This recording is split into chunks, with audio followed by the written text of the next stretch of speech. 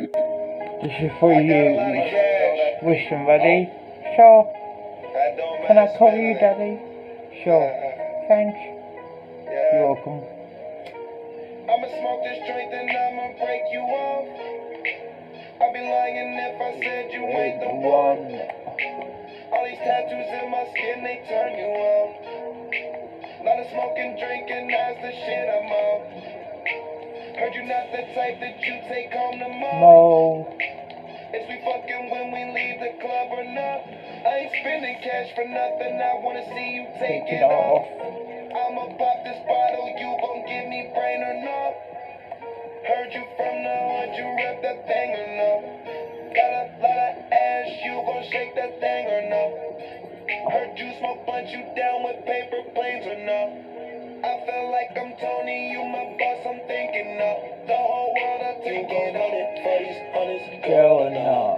Show me is you really about your money, girl and all. Don't play with a boss, girl, take it all. Take it for a real one, you gon' get it all. Is you really about your money? No.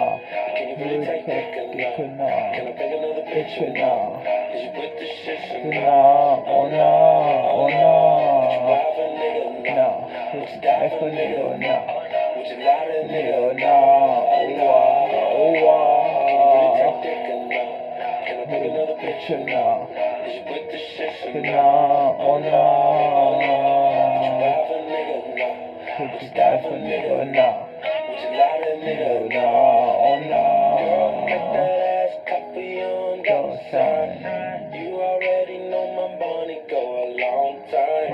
I could slide for it like Nelly. I'ma go as far as you let me. Girl, is you sucking me and fucking me or not? Can I bring another bitch? Let's have a threesome. Keep saying you's a freak, you gon' prove it or not? No. This bitch keep looking at me, she choosing or No. not? You's a ride or die chick, you with the shit or not? Say you're not a side bitch, you all in or not?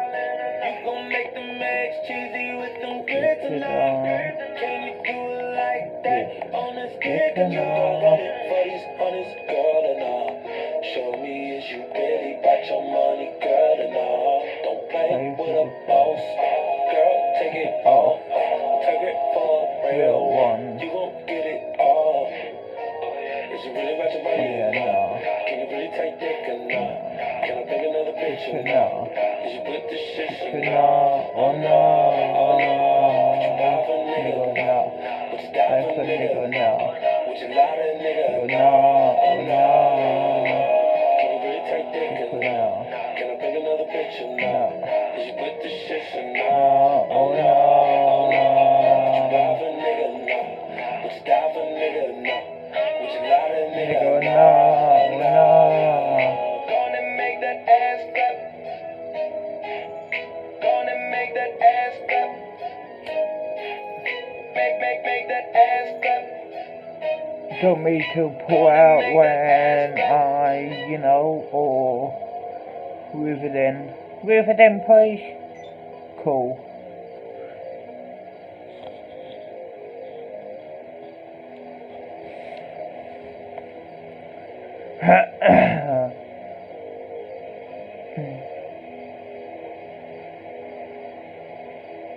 After this, we're going to make some money out in the streets for you. Okay, good. You're welcome.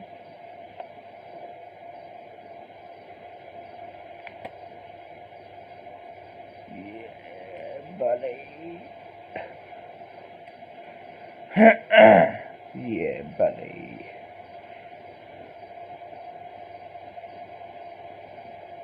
After when we have some fun times, we are going to, me and Hall are going to go to out in the streets to make money for you. Thanks. You're welcome. Ready? This song, I love the song. Me too.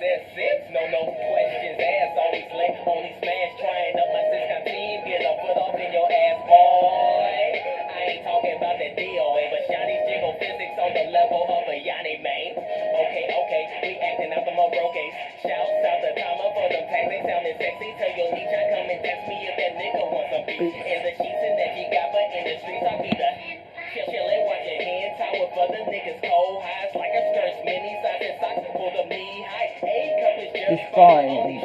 Close your eyes, promise you will love it. Just relax tonight with me. And she say like die, all these boys call me. Rubbing on her thigh, she say wet for her. Shawty so kawaii and would die for her. Ride and watch hentai all the time with me. And she say like die, all these boys call me. Rubbing on her thigh, she say wet for her. Shawty so kawaii and would die for her. Ride and watch hentai all the time with me. And she always call me senpai. We popping bottles all night, we keep it to a fry. She tripping ball all on her dress, we neck and neck and chest to chest. So down, baby girl, let's get undressed. She said, senpai, give me your best. I paint a picture with my flow. I call that sucker a show. I'm chilling in the onsen with your emoto in my... Next, Deshaun. Yeah, buddy. Deshaun. Get in the fucking house now, bitch. Better count your fucking days, mom. Fuck you all, bitch. Major, I just got some new boots and a new tractor. Got it on my tractor, ran right past her. Fucked her in the pastor. Yep, on my tractor. Gonna marry my sister, cause she's fucking hot, bro. I just got some new boots, then I hop on my tractor. I hopped on my tractor. I rode straight past her. Fucked her in the pastor. Yep, on my tractor. Fucked her in the pastor. Yep, on my tractor. Take a look at my boots, diamondback snake skin. Man, I look to back a dip. That shit makes my head spin. My wife has a flat ass, but she has some big tits. Try to fuck my wife, don't you fucking risk it. 12 gauge buckshot, aim it at your dreadlocks. My wife wants to fuck me, cause I have a fat cock. And I got a shotgun rifle and a 4-wheel drive. I'm eating some deer meat, country boys catch her. I just got some new boots and Let's have a smoke and then, you know, head into my room. Upstairs. Done. Fucked her in the pastor. Yep, on my tractor. Finna marry my sister. She's fucking hot, bro. I just got some new boots and hop on my tractor. I rode straight past her. Yep, on my tractor. Fucked her in the pastor. Yep, on my tractor. Yeah, buddy.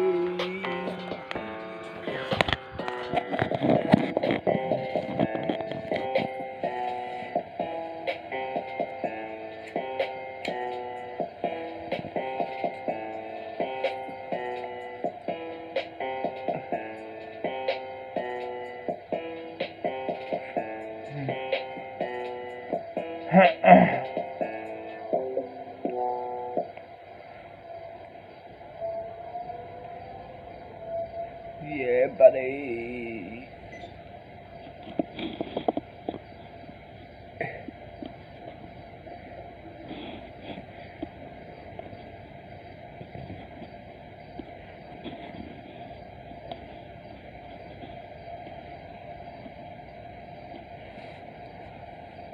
Okay, so here.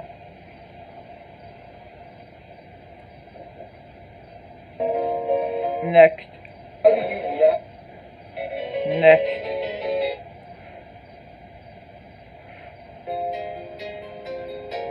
Yeah, boy, this one.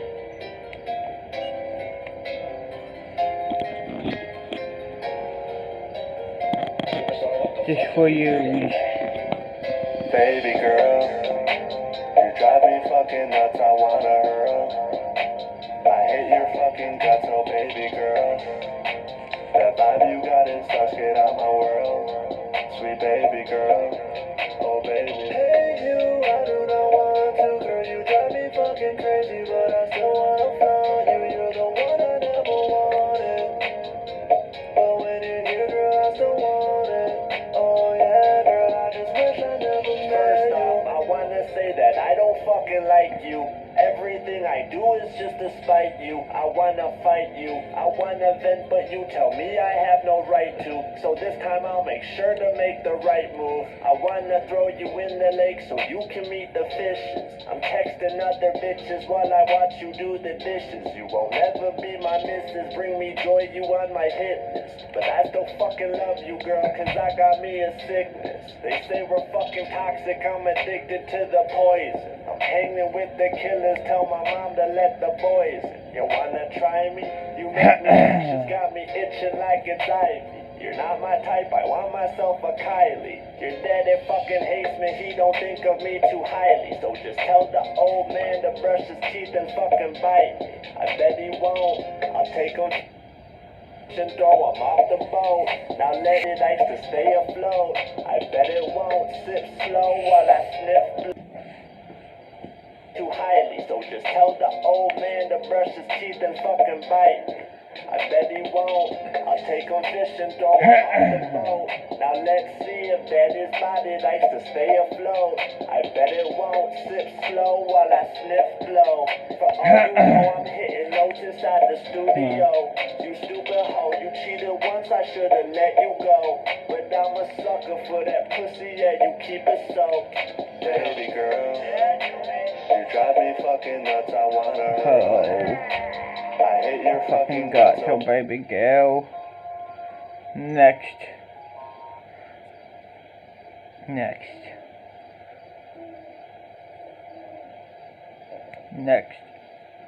I'm nearly done. Okay.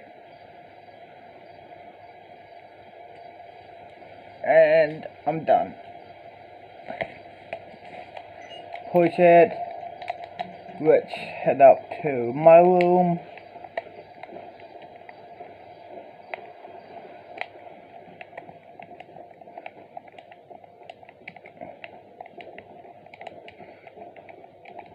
My room should be here.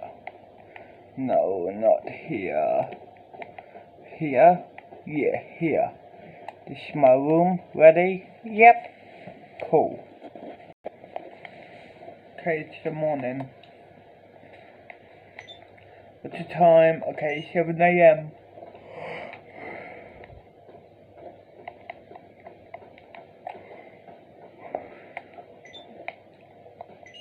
Anyway, it's Saturday, I mean.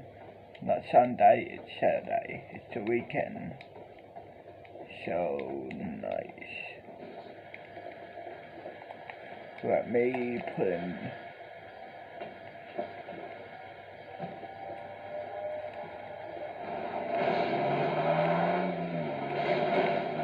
Pass this down here and then here.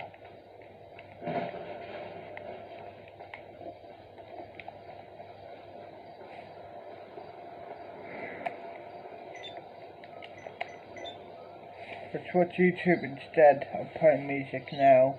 Once and for all. In order to control item 001, 051 has a mind kill switch implanted in its host's brains. 051 can activate the implant to incapacitate its host and immediately stop the unwanted destruction. Countless hosts are terminated by this mind kill switch in the early trials conducted by the Omega-5 team, but progress continues to be made, and eventually a hypothesis is formulated. Perhaps the disastrous side effects of item 001 can be offset by spreading the anomaly across multiple subjects. They theorize that the immense mental load of the anomaly can be distributed among several hosts, thus reducing the toil it takes on each and giving them the ability to control its immense power. But 051 and the Omega-5 team need more data, and for that, they need more bodies. They consult with the director of Site-17, and it is concluded that the nearby town of San Marco would be an appropriate place to get the additional test subjects they require. On a quiet Sunday morning, Omega-5, along with support from a squad of armed SCP agents, storm into the San Marcos de la Vida Eterna church during the middle of Mass. They gather up a number of the younger congregants and bring them back to the site where item 001 is housed. The researchers quickly ran through their new supply of test subjects, though, and Omega 5 would need to get even more if their research was to continue. Instead of going back and forth between the testing facility and San Marcos, 051 decided to move the entire Item 001 operation to the town itself. He renames the town Testing Site 001, and Omega 5 rounds up 23 of the healthiest subjects they can find for use in the next series of research tests. A few weeks after occupying the town of San Marco, Omega 5 makes its most substantial progress yet. Just as they theorized, by spreading out the anomaly of Item 001 across a specific group of hosts, they can control its powers. The test may have cost the lives of almost everyone in the town, but the ends certainly justify the means. The Kingdom of Abaddon poses an existential threat to the SCP Foundation after all, and thanks to this research, they will soon have a weapon capable of bringing them victory.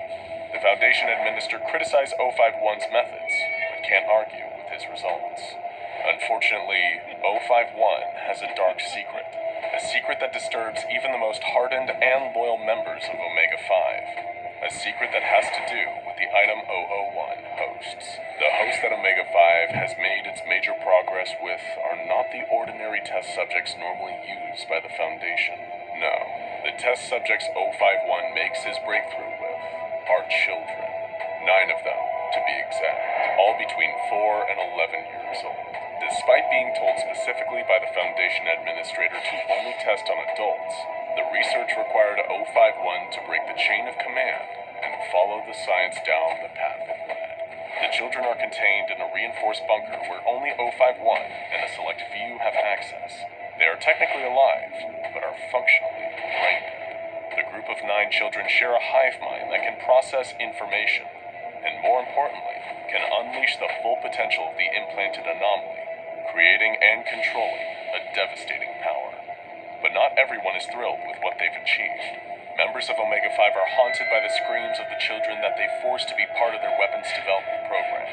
They describe their merging with Item 001 as being a process that rips out their souls and replaces them with something much more sinister. In fact, all of Omega 5 regret what they have been a part of and what they've done. All except 051. The 9 children can channel unprecedented amounts of energy from an unknown origin that Omega 5 hypothesizes comes from an extra-dimensional source, which is then used to unbind atoms at the quantum level. When the right activation words are spoken, it appears as though this tremendous power gives the children the ability to annihilate anything in the entire universe. It's a gun to end all guns, and only 051 has the key to control it. The 9 children work so well within Item 001 that Omega 5 reclassifies it to include the 9 children themselves. They are not just the entity housing or controlling Item 001, they permanently become Item 001. Once Omega 5 has a better understanding of Item 001, they begin to run tests to find out the full extent of its abilities.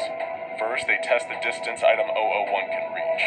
The initial test that Omega 5 carries out is on a steel rod placed 5 kilometers away. 051 orders the children to destroy the target. Moments later, the phone next to 051 begins to ring. When he picks it up, the observer tasked with watching the pole is on the other end. He informs 051 that the steel rod has been completely vaporized. 051 is not satisfied though. He has another pole sent out, this time placed 8,000 kilometers away from the 9 children. 051 asks the children to destroy that rod. Almost immediately, the phone rings again. The target has been vaporized. 051 smiles. The next series of tests Omega 5 runs on Item 001 are to determine the maximum size of an object that can be destroyed. The tests start out with a steel sphere, 3 meters in diameter, placed 1,000 kilometers from Item 001. 051 orders the children to destroy the object. It is instant to the surrounding area, deadly and precise. 051 closes his eyes and takes a deep breath. He looks as if he's overcome by an immense spiritual experience. He opens his eyes, leans over to the children, and whispers the name of someone. Later that day, 051 finds out that the target he had named has been vaporized. The success of Omega 5 in Item 001 is relayed to the administration of the Foundation. They are so impressed that they make plans to use Item 001 to eliminate the Abaddon threat once and for all. However, one of the heads of the Foundation, Administrator Williams, has major major concerns about the way 051 is running the program. The updates that 051 has been sending have become less scientific and more philosophical, more spiritual. Administrator Williams sends a letter to 051 reassuring him that he is doing good work, but once the mission to destroy the Kingdom of Abaddon is completed, 051 will be promoted to Director and reassigned to the newly constructed Site-19. For the good of the Foundation, and maybe the rest of the world, he'll be permanently moved away from Item 001. 051's response is short and to the point. I am fine, Administrator. The project is finished. We will complete our task when you arrive. Administrator Williams arrives at Site-001 a few days later. He is greeted by 051 and the Omega-5 team. Williams can't help but notice that 051 has a strange look in his eyes. It is the look of a crazed man who has been lost in his work, and who has, perhaps, lost himself. Williams puts the thought away, though, and walks with 051 and his accompanying agents to the viewing area, where the powers of Item 001 will be demonstrated. Administrator Williams and the other agents watch from a protected viewing room as 051 enters the chamber of his new superweapon. It's time to see if their weapon that has had so much time, effort, sweat, tears, and especially blood poured into it will have been worth it. Everyone watches as 051 leans over and says the name of the Abaddon Citadel to the 9 children. All at once, they start to glow. No one observing can see what has happened in the far-off kingdom, but they know something big has happened. The administrator is thrilled, but notices something. 051 hesitated a moment while leaning over the children before standing back up. Did he whisper something else to them? And then administer a death sentence. However, as the guards led him to his possible demise, he wasn't dressed in the typical D-class orange jumpsuit. No, he was dressed in frilly Rococo dining wear more typical of 18th century France. If anything, Dr. Maxwell looked like he was on his way to meet royalty. And in a sense, he was. The former researcher had begged for any other assignment, but the site director insisted on committing Dr. Maxwell to tea time with SCP-082. He'd always been the talkative type, so the two would make a perfect pairing, and if the creature found him sufficiently amusing, then Maxwell might even leave the containment cell alive. He had heard legends of the giant creature they called the Cannibal. Maxwell hoped they were just stories. Dr. Maxwell was pushed by the guards into a large, luxuriously appointed room, and the doors were locked behind him. He felt like a child, surrounded by freakishly large furniture and 10-foot-high ceilings. The fog of obnoxious floral perfumes couldn't fully cover up the pervasive smell of death that lingered in the cavernous halls of 082's palace. Thanks to an elaborate ruse conducted by the Foundation, SCP-082 believed he was the King of France, and that his containment cell was a palace where he remained for his own safety. The creature's continued good behavior and everyone else's safety relied on visitors keeping up that lie. Maxwell had never worked in this area of the facility, so a lot of the standard procedures were new to him. Still, his superior had given him a clear directive: talk to the monster, communicate with him, be cordial and friendly, see if you can find out more about his mysterious past, and most importantly, if you want to survive, don't annoy him. The down-on-his-luck scientist gulped inside, trying to steady his nerves in this oversized fake French palace. He just kept thinking, surely he can't be that big. He almost talked himself into believing that the accounts of the creature were just that, tall tales, until a huge figure began lumbering into the main chamber. It was him, SCP-082, also known as Fernand the Cannibal. SCP-082 was an 8-foot-tall hulking monster, built sturdier than the castles it likes to imagine are its true home. Swollen, bloated, and grossly out of proportion, the creature clocks in at over 700 pounds, most of which is pure muscle that's almost impossible to pierce with conventional weaponry. SCP-082 stopped just feet away and stared at Dr. Maxwell with its beady, sunken-in eyes, like a hungry rat. Just the sight of it struck terror into Dr. Maxwell's heart, but he didn't dare show his fear. Instead, he remembered his brief training, bowing politely and forcing a smile, referring to the creature as Your Highness, and profusely thanking it for granting him an audience. The monster continued staring without saying anything, and then gave a wide, lock-jawed grin, showing off its huge teeth. It did everything through gritted teeth, except eat and sing. Dr. Maxwell hoped he wouldn't be a part of either activity. Fernand gave a low, booming chuckle. He thanked Dr. Maxwell for coming to give him some company, and invited him to come further inside and take a seat, adding, with a sly wink, that he won't bite. The monster complained that he so rarely gets visitors to the palace these days, but he omitted the fact that the main reason for this was his tendency to devour them. Maxwell nodded and followed the giant deeper into its oversized abode. He couldn't help but notice that the monster's arms looked like huge, fleshy punching bags. He knew that if Fernand wanted to, he could easily crush him flat, just like he'd done to so many unfortunate guards during containment breaches. Fernand told Dr. Maxwell that he was thinking of having some decorating work done. The walls of his palace were starting to look awfully drab, and he gestured to one covered with a rusty red streak. Maxwell remembered that D-class cleaners were sent into the containment cell twice a month to tidy any of Ferdinand's messes, but they often ended up becoming one of the messes themselves. The creature encouraged Maxwell to take a seat at his oversized dining table, while he tended to a pot of what he said was full of delicious onion soup. Maxwell obliged his host's request and took a seat at a huge chair that made him look like a 6-year-old sitting at the grown-ups table. Meanwhile, Ferdinand was using a huge machete-like knife to cleave onions in half for his bubbling pot of stew. Even though Ferdinand had shown no signs of outward aggression, as he watched the cannibal hack away at onions with his enormous knife, Maxwell could feel himself beginning to sweat. After all, they didn't call this creature the cannibal for nothing. This was a monster with a truly horrifying body count. During previous containment breaches, it had taken enough tranquilizer to put down 2 elephants to subdue the creature, but not before multiple agents quite literally lost their heads in the process. Fernand was able to bite them off with one huge chomp, like he was eating. Of course, while the cult's grip on sanity may have been a little tenuous, they weren't stupid. While gathering their intel, they also made sure to find out what exactly they were up against. SCP-2662 was being held in a humanoid containment cell and guarded by on-site Task Force Tau 9, better known as the Belligerent Bodyguards. These aren't lazy, donut-chomping mall cops. These are a heavily trained, heavily armed fighting force. Though the cultists had one thing that these Foundation soldiers didn't: the element of surprise. For everything to go off perfectly, Brother Marsh's plans would have to be executed within a single day, and they were already on the clock.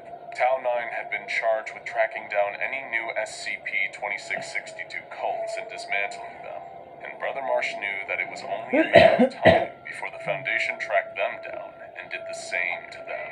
If they wanted any chance of freeing the tentacled god, then they'd need to strike quickly and with overwhelming force. The SCP-2662 worshippers were able to secure the addresses of the 5 key Foundation personnel and station members outside each of them, including one who could realistically imitate each. They waited for night to fall and broke into each of their homes as they slept. What followed was a sequence of ruthless and efficient murders done in the cause of freeing their god. Dr. Gutierrez was shot in the head while he slept. Sidney Levitt and Jordan Broche were both stabbed to death before either even realized what was happening. Thompson, who'd gotten up to use the bathroom, went down in a hail of machine gun fire. Jillian Larson had seen that masked figures were breaking into her home and attempted to flee, but was caught and beaten to death by cultists in her hallway. It was a strange irony that people whose day jobs entailed working with some of the most dangerous and nightmarish anomalies imaginable were murdered in their homes by nothing more than regular humans. So far, Brother Marsh's plan had gone perfectly, with all 5 key personnel murdered within a 2-minute period. Next, the selected doppelgangers stole clothes from their victims' closets and were handed the correct forged documentation. The next morning, each replacement began their journeys to the site where the tentacled god was being contained, while the rest of the cult armed themselves in preparation for their own part in the plan. Nobody at the Foundation seemed to notice anything amiss when the 5 arrived on site. When you work for the SCP Foundation, more mental energy is devoted to following the rules that keep you alive than to memorizing the faces of all your coworkers, and each one slipped neatly into position, disappearing into the familiarity of office life. But infiltrating the site was one thing. Getting past the belligerent bodyguards and into the cell of the tentacled god would be another thing entirely. That's where the rest of the cult would come into play. Heavily armed with whatever firearms they could get their hands on, the rest of the devotees of the tentacled god, Brother Marsh included, would attack the containment site head-on. In the ensuing chaos, the 5 cultists who had already infiltrated the site could take advantage of the distraction and break into the containment chamber. It was perfect. They launched their attack from the outside and from within. When Brother Marsh declared that the time was right, the assault began. A legion of gun-wielding cultists seemed to spring out of nowhere and started shooting up the warehouse that was a front for the containment site. The site quickly mobilized guards and task force members to take on the sudden threat, and just as Brother Marsh had anticipated, the site director called on the majority of Town 9 to help repel the violent cultists from their perimeter.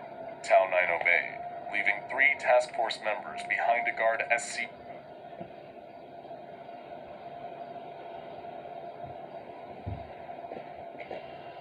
2662's containment chamber. They expected to be guarding the cell from rampaging religious zealots seeking an audience with their god. What they didn't expect was a group of 5 Foundation employees walking right up to them and opening fire, killing 2 Town 9 members and taking the 3rd as hostage. While the war was being waged outside, the infiltrators had found the tentacled god's containment cell in the low-risk humanoid ward. Their hostage insisted that using him wouldn't give them any leverage. The rest of his team would neutralize the whole group, him included, if that's what it took to stop them. The infiltrators explained that using him as leverage was never their intention. He wasn't a hostage at all. He was a sacrifice. The cultists of the tentacled god detonated explosives, creating a hole in the wall and finally giving them access to their deity. They climbed through and gazed upon him in awe. There stood SCP-2662, twice as tall as a regular man, with 10 huge tentacles emerging from its back. In their months of envisioning this creature, they pictured it sitting on a throne made of thousands of human bones, ready to dictate its commands to the obedient liberators. What they certainly didn't expect was to see the tentacled god hunched over a computer screen. Still, gods work in mysterious ways. So they stuck to the plan and began chanting. They pulled out a sacrificial dagger and began sacrificing their captured Town 9 member. It was at this point that SCP-2662 turned and saw what they were doing with a look of pure horror. He rose up from his computer, his headphones getting caught as he did so. He told them to go away, that he didn't want them here, and that them murdering people in his bedroom like this was inconsiderate and disgusting. The cultists became even more confused. Why wasn't their god accepting their offerings? What were they doing wrong? They tried more chanting and painting arcane symbols on the floor in blood, but this just seemed to make the creature angrier. He told them, in a tone more fitting for a teenage boy than a Lovecraftian god, to just leave him alone so he could play his video games. This was seriously not cool. The cultists were baffled. They told the tentacled god that they were there to free him. He replied that he didn't need saving. That crazy stalkers like them were why he turned himself into the Foundation in the first place. Before the cultist infiltrators could get another word in, the remaining members of Town 9 stormed into the containment cell and gunned them down with surgical precision. The war outside was already over. Brother Marsh and the rest of the cultists were all killed in the firefight. Town 9 didn't look the least bit surprised upon entering 2662's cell. This was a common occurrence, unfortunately. They had to deal with an attempted cult invasion every few months, because SCP-2662's main anomalous ability is inspiring violent cults who relentlessly track down and worship it with arcane and bloodthirsty rituals. The problem is, 2662 doesn't do this consciously, and definitely doesn't like the results. That's why he's under the voluntary care of the SCP Foundation, who keeps him amused with video games and reading material, while fending off the deranged cults who try to invade and abduct him. Following the termination of the devotees of the tentacled god, just one of many cults who'd broken into 2662's containment cell, the remaining Tau 9 members apologized to the tentacled creature for the disturbance, allowing him to return to his gaming. They assured him that it'd probably be at least a few more months before something like this happened again. SCP-2662's cell was repaired, and the Foundation returned to its task of seeking out would-be cult emancipators, because for the SCP Foundation, it's not always about the anomaly that's being kept in containment, but what's being kept down.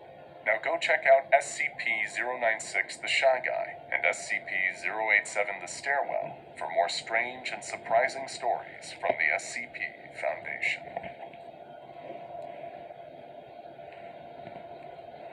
Okay, so next,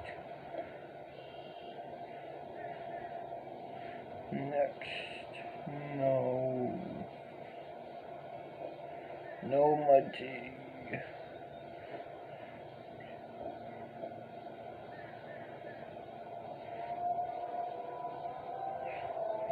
I don't think I've ever seen this much cargo in a while. Homeboy's actually just blowing it all up too. Alright! Bro, this guy really thinks he's slick in the buzzer too.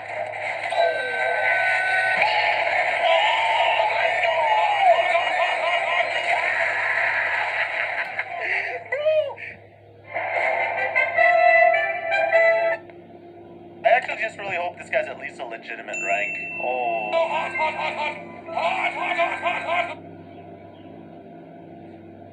What the hell? Bro, he dragging that cargo with a ball and chain? Bro, friggin' Walmart Batman 3000, whatever his name is. This guy's trying to go after this guy's cargo, but like, did he get it? Oh, Johnny. Let's see how this turns out. I don't know if I should try going after him in an oppressor or just in a jet. I'm gonna say, why don't you pick on the higher levels? Oh, he's still going after him. Y'all think I should just try going after him on oppressor or what? Why don't you STFU? He told me to shut the freak up. This guy's actually just a freaking turd. Hold on. He might be really trashing agenda. Well, looks like he clapped that guy. Oh, he got both of them. Alright, you know what? I'm gonna quickly, oh, shit! Yo, the guy freaking killed him. I don't think I've ever seen this much cargo in a while. Homeboy's actually just blowing it all up, too. I gotta stop this chode ASAP right now. Look, he killed that guy's cargo, too. The one freaking crate. Yo, what's going on, guys? Alright, it's kind of late. It's freaking nighttime in the game right now, but I'm gonna try to blow this guy up. He got a freaking bounty on him, too. Ooh. It's about to be payday, Johnny.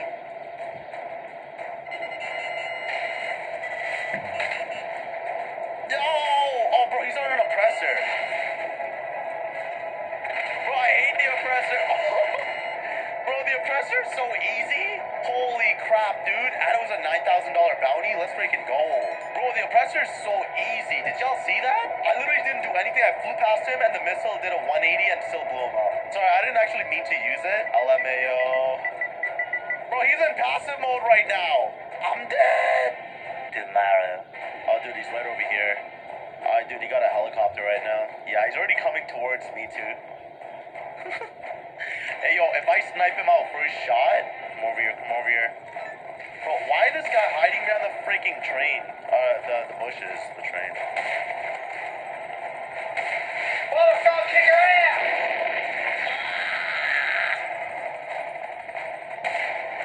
Bro, how's he smoking already?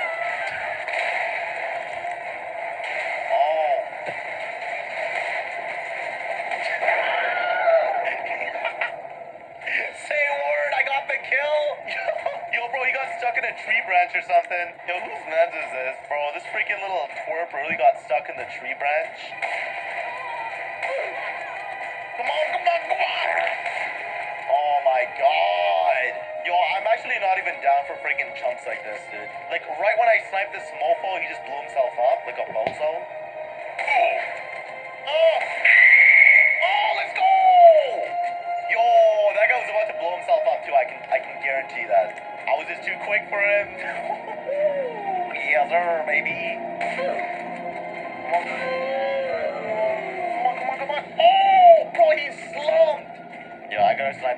more time. Bro, get the freak out. Let's go, baby. Nope. Let's go, baby.